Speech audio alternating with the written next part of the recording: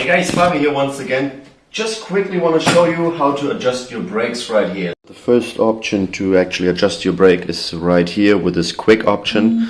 So turn out the screw and your brake should be fine again.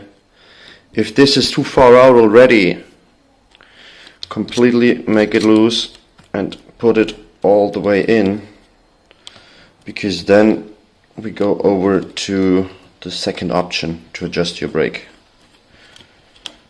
But therefore we need to neutralize this part here, so this is the default setting. So I hope you can see it. You see the small distance between the brake pad and the disc on the left side, and over here it's slightly smaller.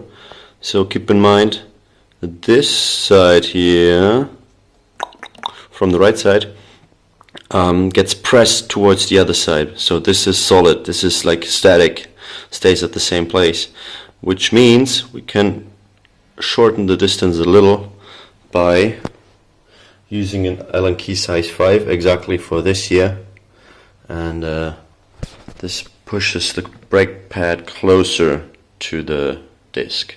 The last option would have been to tighten this cable here, so open up here, make it a little tighter, and this pushes the other brake pad closer to the disc.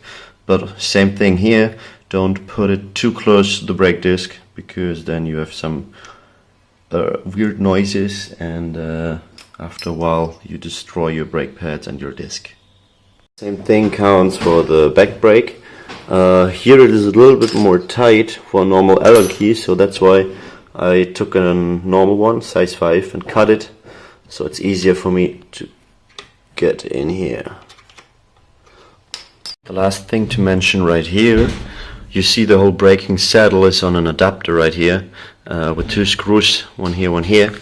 So this means you can move the whole brake saddle to adjust it to the brake disc, so it's exactly in the middle. Well, that's basically it. Take care guys, Fabi here once again from Dry Style, and see you soon.